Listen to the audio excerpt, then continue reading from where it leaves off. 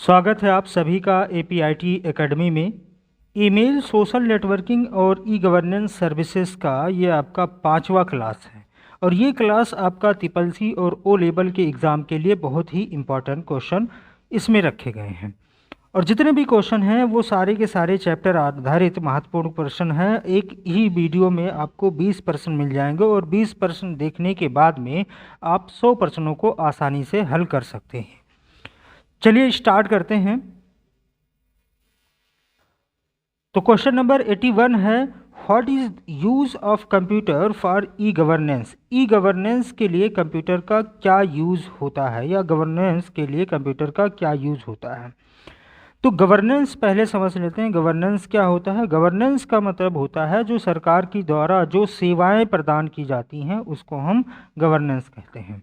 और e governance का अर्थ होता है सरकार की द्वारा जो सेवाएं प्रदान की जाती हैं, जो इलेक्ट्रॉनिक माध्यम से सरकार की सेवाएं प्रदान की जाती हैं उसको हम ई गवर्नेंस कहते हैं। जैसे अपने मोबाइल फ़ोन या लैपटॉप या टैबलेट या डेस्कटॉप का यूज़ करते हुए हम सरकार की सेवाओं का लाभ उठा सकें उसको हम ई गवर्नेंस कहते हैं। तो ई गवर्नेंस में यानी गवर्नेंस में कंप्यूटर का यूज़ क्या है, ई गवर्नेंस के लिए यूज़ होता है। यानी ऑप्शन नंबर आपका सी यहाँ पर सही हो जाएगा। For which WordPress expression engine and type pad can be used। यानी WordPress expression engine and type pad का उपयोग किसके लिए किया जाता है। तो इन सारे का यूज़ किया जाता है ब्लॉगिंग के लिए, यानी वर्डप्रेस का यूज़ करते हैं या एक्सप्रेस इंजन का यूज़ करते हैं। इन सारी चीज़ों का यूज़ हम ब्लॉगिंग के लिए यूज़ करते हैं। ब्लॉगिंग का मतलब हमने पहले बताया था। ब्लॉगिंग का अर्थ क्या होता है, हम प्रीवियस पोस्ट को पढ़ सकें, यानी जो एक्टिविटीज़ है, डेली एक्टिविटीज़ हैं उनको हम देख सकें, उनको पढ़ सकें, उसमें इमेजेस, फोटोज़, वीडियोज़ ये सारी चीज़ें अपडेट किया जाए, उसको हम ब्लॉगिंग के नाम से जानते हैं। The customer exchange service among themselves. यानी कोई कस्टमर है वो एक्सचेंज करता है, सर्विस की अदला बदली करता है अमॉन्ग देमसेल्फ अपने आप में। व्हाट इज़ कॉल्ड, उसे क्या कहा जाएगा। यानी कोई कस्टमर है वो अपने आप में, यानी एक कस्टमर दूसरे कस्टमर के साथ में सर्विसेज का आदान प्रदान करता है तो उसको हम क्या कहते हैं, C2C कहते हैं, उसको C2C कहते हैं। तो ऑप्शन नंबर सी यहाँ पर सही हो जाएगा, C2C। C2C का मतलब होता है कंज्यूमर टू कंज्यूमर या कस्टमर टू कस्टमर कहते हैं। यानी एक कस्टमर दूसरे कस्टमर को अगर कोई सामान बेचता है तो वो तो C2C कहलाएगा। B2B का मतलब एक बिजनेसमैन दूसरे बिजनेसमैन को अगर कोई सामान बेचता है तो वो तो B2B कहलाएगा। B2C क्या होता है, एक बिजनेसमैन किसी कस्टमर को अगर सामान बेचता है तो वो B2C कहलाता है। C2C का मतलब हमने बता दिया, कोई कस्टमर किसी दूसरे कस्टमर को अगर सामान बेचता है तो वो C2C कहलाता है। इसमें खरीदने वाला भी कस्टमर होगा और बेचने वाला भी कस्टमर होता है। G2C का मतलब होता है यानी गवर्नमेंट के द्वारा कस्टमर को कोई सर्विसेज या सेवाएं प्रदान की जाए उसको हम क्या कहते हैं, G2C के नाम से जानते हैं। CRW स्टैंड फॉर, CRW का फुल फॉर्म क्या होता है। CRW का फुल फॉर्म होता है continuous web radar. Continuous web radar यानी ऑप्शन नंबर ए सही हो जाएगा। कंटिन्यूअस वेब रडार क्या होता है, जो निरंतर सिग्नल या तरंग से संचालित होता है, जो कंटिन्यूअस वेब रडार कहा जाता है।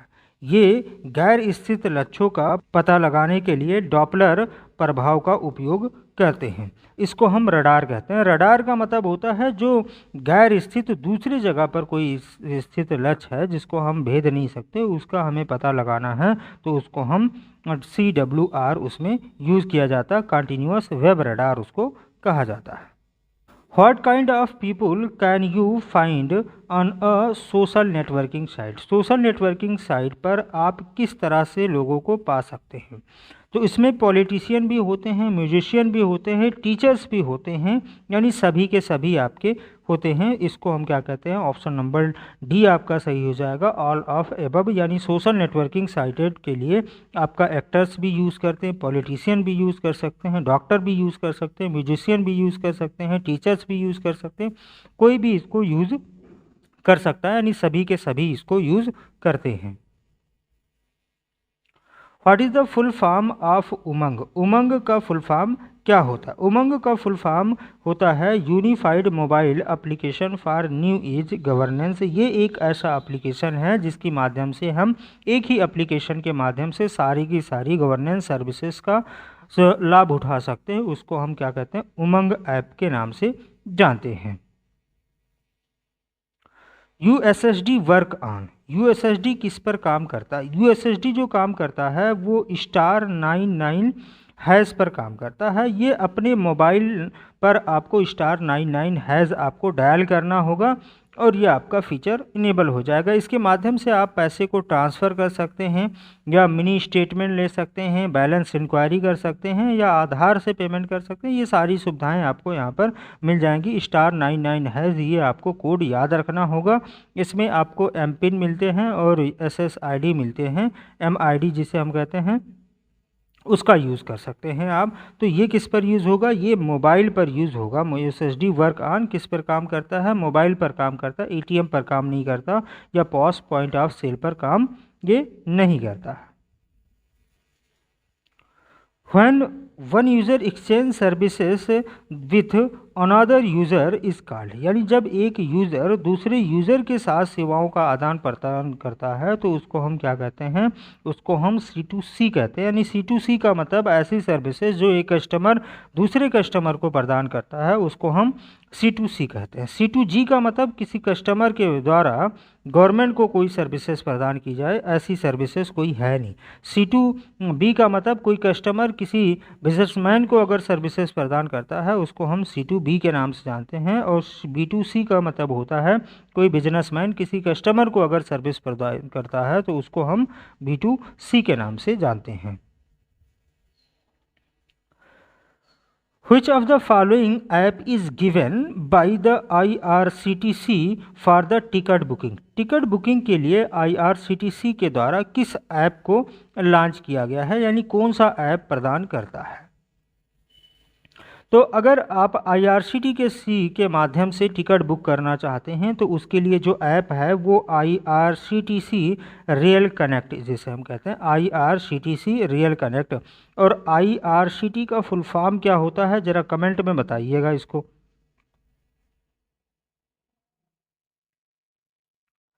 फुल फॉर्म ऑफ CSS का जो फुल फॉर्म होता है वो कैस्केडिंग स्टाइल सीट इसे कहा जाता है। कैस्केडिंग स्टाइल सीट यानी ऑप्शन नंबर आपका C सही हो जाएगा।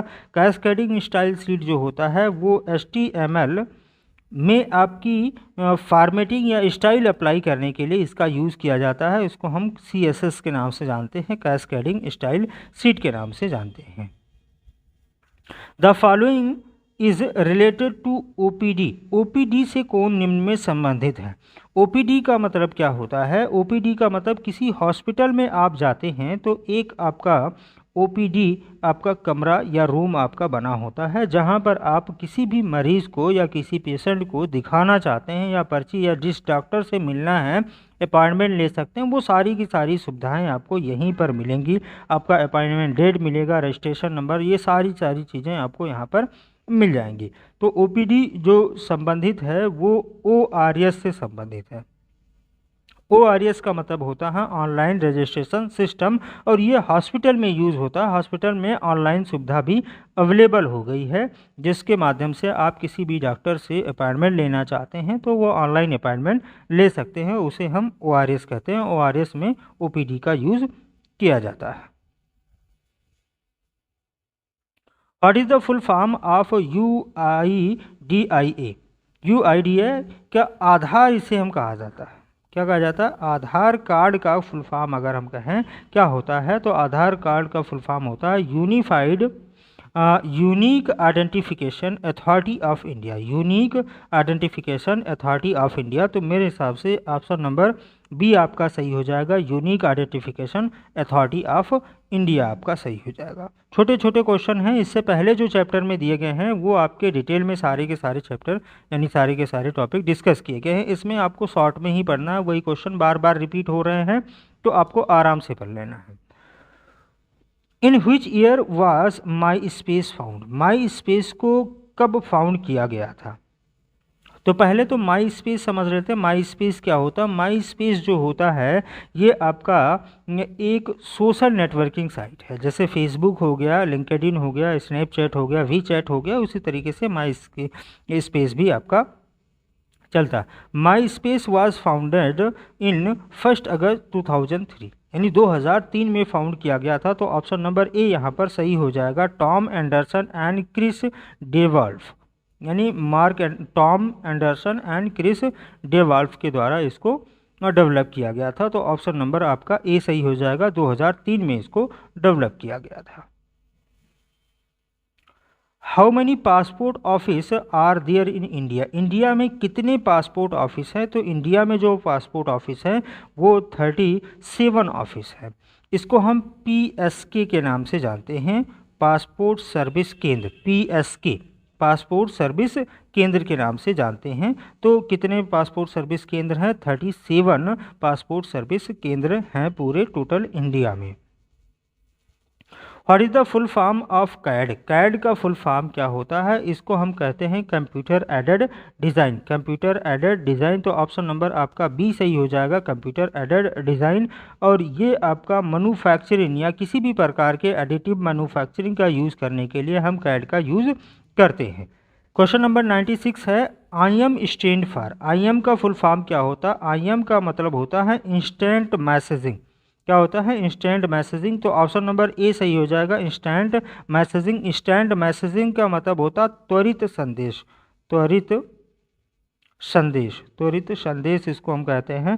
त्वरित संदेश का मतलब ऐसे एप्लीकेशन जिसके माध्यम से हम जल्द से ही जल्द मैसेज को भेज सकें, सेंड कर सकें, उसको हम त्वरित मैसेज या संदेश कहते हैं, यानी जिसे हम IM कहते हैं। जैसे आपका व्हाट्सअप हो गया या टेलीग्राम हो गया, इस तरीके से जो भी आपके एप्लीकेशन होंगे उसको हम IM के अंतर्गत रखते हैं। नेक्स्ट क्वेश्चन है, how many numbers are in the MICR code? MICR code में कितने नंबर होते हैं? यहाँ पर देखते हैं MICR code is a 9 digit identification code. कितने डिजिट होते हैं? 9 डिजिट होते हैं। तो ऑप्शन नंबर आपका डी यहाँ पर सही हो जाएगा, 9 डिजिट होते हैं। Use to identify bank and the branch participating in the electronic clearing system. ECS में जो बैंक आपके पार्टिसिपेट करते हैं उन बैंक को आइडेंटिफाई करना, उनके ब्रांच को आइडेंटिफाई करने के लिए MICR कोड का यूज़ किया जाता है। और ये अल्फ़ा न्यूमेरिक कैरेक्टर होते हैं जिन्हें MICR यानी मैग्नेटिक इंक कैरेक्टर रीडर या रिकॉग्नाइजेशन के द्वारा ही रीड किया जा सकता है। When was Umang app launch in India? Bharat में उमंग ऐप कब लॉन्च किया गया था? तो भारत में जो उमंग ऐप लॉन्च किया गया था वो 23 नवंबर 2017 को लॉन्च किया गया था। 23 नवंबर 2017 आपका यहाँ पर सही हो जाएगा। उमंग ऐप हमने बताया था ये गवर्नमेंट की एक एप्लीकेशन है जिसमें गवर्नमेंट की सारी सुविधाओं का लाभ हम यहाँ पर उठा सकते हैं। Who is the founder of Instagram? Instagram के संस्थापक कौन हैं? तो इंस्टाग्राम के जो संस्थापक हैं वो आपके केविन सिस्टोम जिसे हम कहा जाता है। यहाँ पर स्पेलिंग थोड़ा सा मेरे हिसाब से मिस्टेक दिख रहा है, केविन सिस्टोम आपका सही हो जाएगा। यहाँ पर देख लें, Instagram was launch in 2010। Instagram को कब लॉन्च किया गया था? 2010 में लॉन्च किया गया था बाई केविन सिस्टोम के द्वारा।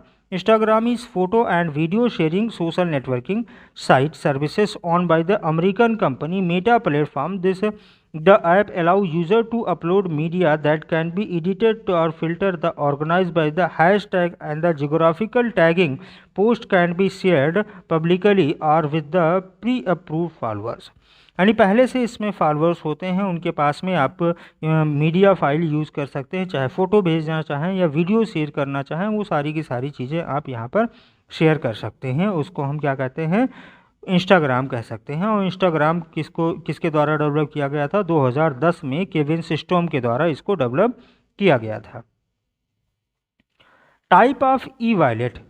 ई-वॉलेट कितने प्रकार के होते हैं? तो ई-वॉलेट जो होते हैं वो क्लोज वॉलेट, सेमी वॉलेट और ओपन वॉलेट, 3 प्रकार के वॉलेट आपके पास में होते हैं। ई वॉलेट, ई वॉलेट का मतलब ये होता है जिसे हम इलेक्ट्रॉनिक वॉलेट के नाम से जानते हैं या डिजिटल वॉलेट के नाम से भी जानते हैं, जैसे फ़ोन पे हो गया, गूगल पे हो गया, या इसी तरीके से आपके पास में बहुत सारे होते हैं, मूवी क्विक हो गया, पेटीएम हो गया, या इनो हो गया। ये सारे के सारे आपके क्या कहलाते हैं, ई वॉलेट कहलाते हैं। तो ऑप्शन नंबर ए आपका सही हो जाएगा। तो बस इस वीडियो में इतना ही। Thank you for watching.